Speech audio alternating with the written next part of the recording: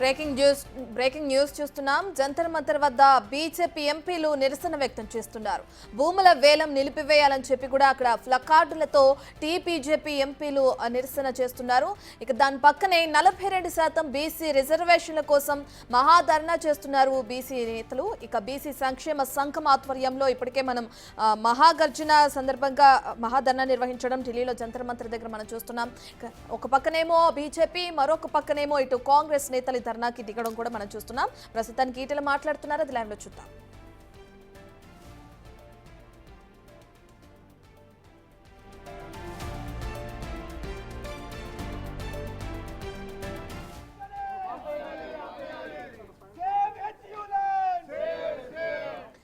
ఇక ఢిల్లీలో జంతర్ మంతర్ వద్ద బీజేపీ ఎంపీలు నిరసన వ్యక్తం చేస్తున్నారు. భూముల వేలం నిలిపివేయాలని చెప్పి కూడా ప్లకార్డులతో టీబీజేపీ ఎంపీలు నిరసన వ్యక్తం చేస్తున్నారు. దాని పక్కనే 42% బీసీ రిజర్వేషన్ల కోసం మహాధర్నా చేస్తున్నారు కాంగ్రెస్ నేతలు. ఈ మహాధర్నాలో బీసీ సంక్షేమ సంఘం నేతలు కూడా పాల్గొన్నారు.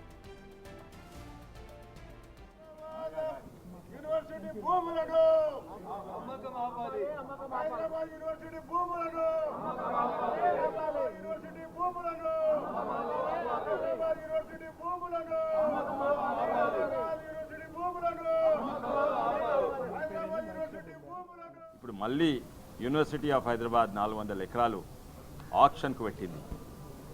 అది ఉత్త 400 ఎకరాలు కాదు, ఆడ పర్యావరణం నష్టమవుతుంది. ఎన్నో ఫ్యూచర్ ఎడ్యుకేషన్ ఇన్స్టిట్యూషన్ తేవాలంటే భూమి ఉండదు. మరి ఒక హైదరాబాద్కు ఒక లంగ్ స్పేస్. ఇంతకుముందు టీఆర్ఎస్ ప్రభుత్వం బుల్డోజర్లు పెట్టింది, అప్పుడు ఖండించారు. కోవిడ్ టైం అప్పుడు ఎవ్వరు లేనప్పుడు బుల్డోజర్లు పెట్టి రోడ్లు వేసేసింది టీఆర్ఎస్ ప్రభుత్వం. ఇప్పుడు వాళ్ళు ఖండిస్తుండ్రు కాంగ్రెస్ ప్రభుత్వం. ఈ రెండు, టీఆర్ఎస్ ప్రభుత్వం, కాంగ్రెస్ ప్రభుత్వం, ఓ సైడ్ పర్యావరణం మాట్లాడతారు, ఓ సైడ్ ఎడ్యుకేషన్ డెవలప్ అంటారు, కానీ ఇంకో సైడ్ భూముల అమ్మకం పెడుతుండ్రు. స్టూడెంట్స్ నిరసన తెలుపుతుండ్రు, ధర్నాలు చేస్తుండ్రు. వాళ్ళను దారుణంగా పోలీస్ ఫోర్స్ పెట్టి అరెస్టు చేస్తుండ్రు. మొట్టమొదలు వాళ్ళ మీద కేసులు తొలగియాలి. ఇంకోటి, నిన్ననే మంత్రులను కలిసినాము. ఎన్వైరన్మెంట్ మినిస్టర్ భూపేందర్ యాదవ్ని కలిసినాము, మరి ధర్మేంద్ర ప్రధాన్ గారు కలిసినాము. వాళ్ళందరూ కూడా సీఎం గారికి లెటర్ రాస్తాము, మేము తప్పనిసరిగా ఇది కేసులు పెడతాము మీరు ఆపకుంటే. ఎందుకంటే ఇది ప్రభుత్వ భూమి ఉన్నా కూడా ఏమంటే చేయవచ్చా? ప్రభుత్వం భూమి ఉంటే బుల్డోజర్లు పెట్టి చెట్లు జంతువులను చంపి చెట్లను కొట్టేయవచ్చా? అయితే ఇది తప్పనిసరిగా అందరూ బీజేపీ పార్టీ నిరసన తెలుపుతుంది, స్టూడెంట్స్కి మద్దతు ఇస్తుంది. కానీ కేవలము హైదరాబాద్ యూనివర్సిటీ స్టూడెంట్సే కాదు, యావత్ తెలంగాణ అందరు స్టూడెంట్స్ కూడా, ఇక్కడ ఢిల్లీ యూనివర్సిటీ స్టూడెంట్స్ వచ్చిండ్రు, వాళ్ళు కూడా మద్దతు తెలుపుతుండ్రు. ఇది తప్పనిసరిగా ఎట్టి పరిస్థితుల్లో మేము ఆపుతాము. అవసరం ఉంటే కోర్టులకు కూడా పోతాము. ఇప్పుడు 2 కేసెస్ కూడా నడుస్తున్నాయి. ఇది తప్పనిసరిగా ఆపవలసిందే అని మేము చెప్తున్నాము.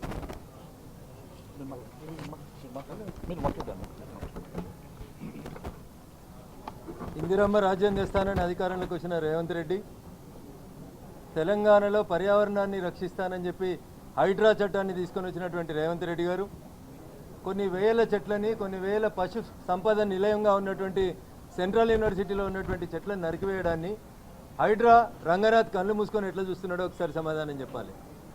1973లో 2400 ఎకరాలు ఇచ్చి హైదరాబాద్ సెంట్రల్ యూనివర్సిటీ అనే ఒక విశిష్టమైనటువంటి యూనివర్సిటీని తెలంగాణ ఉద్యమాన్ని అణిచేందుకు ఆ రోజు కాంగ్రెస్ పార్టీ ఇస్తే, ఇందిరమ్మ పేరు చెప్పుకొని అధికారంలోకి వచ్చినటువంటి రేవంత్ రెడ్డి పేరుకు ముందు ఒకసారి, పథకానికి వెనకాల ఒకసారి, ఇందిరమ్మ జపం లేకుండా బతుకుతున్నటువంటి రేవంత్ రెడ్డి కాంగ్రెస్ సర్కార్ ఇందిరమ్మ ఇచ్చినటువంటి 2400 ఎకరాల హైదరాబాద్ సెంట్రల్ యూనివర్సిటీ భూముల్లో 400 ఎకరాల భూముల్ని మా ఇష్టారాజ్యంగా అమ్ముకుంటామనేటువంటి అధికారం రేవంత్ రెడ్డికి, కాంగ్రెస్ సర్కార్కి ఎక్కడుందో ప్రజలకు చెప్పాలి. టీఆర్ఎస్ ఎలియాస్ బీఆర్ఎస్ పార్టీ అధికారంలో ఉన్నప్పుడు సర్కారు భూములు అమ్ముకుంటే పీసీసీ ప్రెసిడెంట్గా అంతంత ఎగిరినటువంటి రేవంత్ రెడ్డి గారికి పీసీసీ అధ్యక్షుడి నుంచి ముఖ్యమంత్రి సీట్లోకి మారంగానే ప్రభుత్వ భూములు అమ్ముకోవడం న్యాయమని చెప్పింది ఎవరో ఒకసారి రేవంత్ రెడ్డి గారు ప్రజలకు చెప్పాలి. ఆడలేక మధ్యలో ఓడిందన్నట్టు ప్రభుత్వ పరిపాలన చాతగాక అటు రవీంద్ర భారతిలో ఇటు అసెంబ్లీలో నాకు చాతనైతే లేదు, నాకెవరు అప్పులు ఇస్తలేరు, నేను ప్రభుత్వాన్ని నడపలేకపోతున్నా అని చెప్పి పరోక్షంగా చెప్తూ ప్రభుత్వ భూములు అమ్ముకునే ఈ కార్యక్రమాన్ని భారతీయ జనతా పార్టీ ఖచ్చితంగా ఖండిస్తుంది. మొత్తం పార్టీ విద్యార్థుల పక్షాన నిలబడుతుంది. సెంట్రల్ యూనివర్సిటీలో జరుగుతున్నటువంటి పనులని వెంటనే ఆపాలని చెప్పి డిమాండ్ చేస్తా ఉన్నాం. కొద్దిసేపట్లో తెలంగాణ హైకోర్టులో పబ్లిక్ ఇంట్రెస్ట్ లిటిగేషన్ పిటిషన్ కూడా ఆర్గ్యూ జరగబోతా ఉంది. అదే రకంగా పర్యావరణాన్ని రక్షించడం కోసం ఎన్జీటీలో కూడా పిటిషన్ వేస్తాం. ప్రజాప్రతినిధులుగా మేమందరం అటు న్యాయస్థానాలను కూడా ఆశ్రయిస్తాం. ఆ భూములను రక్షిస్తాం, విద్యార్థులకు అండగా నిలబడతాం. అదే సెంట్రల్ యూనివర్సిటీలో ఏదో జరగరాంది జరిగిందని 4 సార్లు వచ్చిన రాహుల్ గాంధీకి ఇలా సెంట్రల్ యూనివర్సిటీ కనబడతలేదా? సెంట్రల్ యూనివర్సిటీలో విద్యార్థుల మీద పోలీసుల లాఠీచార్జ్ కనబడతలేదా? ఒక్కసారి రాహుల్ గాంధీ గారు ఆలోచించాలి. జంతర్ మంతర్ దగ్గర ధర్నా అయిపోయినాక రేవంత్ రెడ్డి, రాహుల్ గాంధీ మీరందరూ దమ్ముంటే సెంట్రల్ యూనివర్సిటీకి రండి. ఏ సెంట్రల్ యూనివర్సిటీని వేదికగా పెట్టుకొని భారతీయ జనతా పార్టీని బదనాం చేసేందుకు మీరు గత ప్రభుత్వంలో ప్రయత్నం చేసిర్రో, ఇలా నీకు ముఖ్యమంత్రి నీ రాహుల్ గాంధీకి చేతనైతే ఒక్కసారి సెంట్రల్ యూనివర్సిటీ గేట్ కాడికి రా. ఆ రోజు ఎట్లొచ్చినావో ఇవాళ అట్లొచ్చి విద్యార్థుల పక్షాన నిలబడు. ఇవాళ అక్కడ ఉన్న విద్యార్థులు నీకు సమాధానం చెప్తారు, నీ పార్టీకి సమాధానం చెప్తారు. అందుకని మంత్రులు వచ్చి మేము కోర్టులో గెలిచినాం, ఏమిచ్చింది కోర్టు ఆర్డరు? ఒక్క మంత్రి అనేది చదివిండి ఆ కోర్టు ఆర్డర్ని. 2024లో కేసు గెలిచినామని చెప్తున్నారు. దేని మీద గెలిచిండ్రు? 2004లో ప్రభుత్వం ప్రైవేట్ వ్యక్తులకు ఇచ్చినటువంటి భూములు రద్దు చేస్తూ 2006లో కాంగ్రెస్ ప్రభుత్వం తీసుకున్న నిర్ణయాన్ని అప్పుడు ఉన్నటువంటి హైకోర్టు 2024లో సపోర్ట్ చేసింది. 2024లో వచ్చిన జడ్జిమెంట్ నాడు 2006లో కాంగ్రెస్ పార్టీ తీసుకున్న నిర్ణయం ప్రైవేట్ వ్యక్తులకు ఇవ్వాలనే నిర్ణయానికి వ్యతిరేకంగా వచ్చింది. మరి నాటి ముఖ్యమంత్రి ఉమ్మడి ఆంధ్రప్రదేశ్ ఉన్నప్పుడు ముఖ్యమంత్రి ఏమో తెలంగాణ భూముల్ని కాపాడాలంటే, తెలంగాణ వచ్చిన ముఖ్యమంత్రి తెలంగాణ భూముల్ని అమ్మాలంటున్నాడు. దీన్ని ఖచ్చితంగా ఆప్తం. భారతీయ జనతా పార్టీ విద్యార్థుల పక్షాన చివరిదాకా నిలబడుతుందని చెప్పి ఈ సందర్భంగా ఈ రాష్ట్ర ప్రభుత్వాన్ని హెచ్చరిస్తా ఉన్నాం.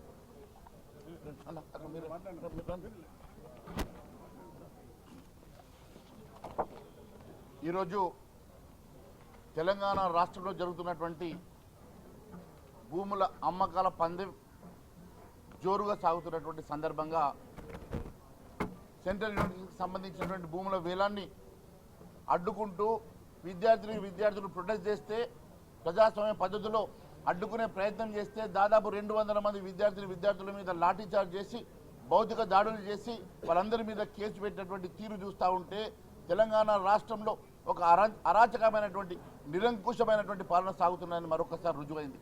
కేవలం భూములు అమ్ముకొని ఈ రాష్ట్రాన్ని నడుపుతామన్నట్టుగా తెలంగాణ రాష్ట్రంలో కేవలం భూముల అమ్మకం మీదనే రాష్ట్ర ప్రభుత్వం ఆధారపడ్డట్టుగా కొనసాగుతూ ఉన్నది. ఈరోజు సెంట్రల్ యూనివర్సిటీ భూములు, రేపు ఉస్మానియా యూనివర్సిటీ భూములు అమ్ముతారు. అదే మాదిరిగా తెలంగాణ యూనివర్సిటీ భూములు, కాకతీయ యూనివర్సిటీ భూములు, వేలాదిగా ఉన్నటువంటి భూముల మీద రేవంత్ రెడ్డి కన్నుబడ్డది. ఒకటొకటిగా ఈ రాష్ట్ర ప్రభుత్వం తెలంగాణ రాష్ట్రానికి చెందిన యూనివర్సిటీ భూముల అమ్మకం ఒక మార్గంగా పెట్టుకోవడం శోచనీయమని తెలియజేస్తా ఉన్నాను. భావి తరాలకు అవసరం ఉన్నటువంటి ఈ భూములు, భావి తరాల కోసం ఉపయోగించాల్సినటువంటి ఈ భూములు ఈరోజు అమ్మి తెగనమ్ముకుంటాం, మమ్మల్ని ఎవరు ఆపినా కూడా ఆగేది లేదన్నట్టుగా అడ్డొస్తే మరి నాయకుల్ని కూడా అరెస్టు చేస్తాం, విద్యార్థుల మీద లాఠీ చార్జ్ చేస్తామన్నట్టుగా ఈ తెలంగాణ రాష్ట్రంలో ఒక అరాచకమైనటువంటి ప్రభుత్వం నడుస్తూ ఉన్నది. ఖచ్చితంగా మేము భారతీయ జనతా పార్టీ తరఫున చివరి వరకు పోరాటం చేస్తాం. ఈ భూముల అమ్మకాన్ని ఆపుతాం. అవసరమైతే అన్ని యూనివర్సిటీలు మేము తిరిగి ఇక్కడ ఉన్నటువంటి ప్రొటెస్ట్ పెద్ద ఎత్తున ఉద్యమాన్ని ఉధృతం చేస్తామని మరొకసారి తెలియజేస్తా ఉన్నాం.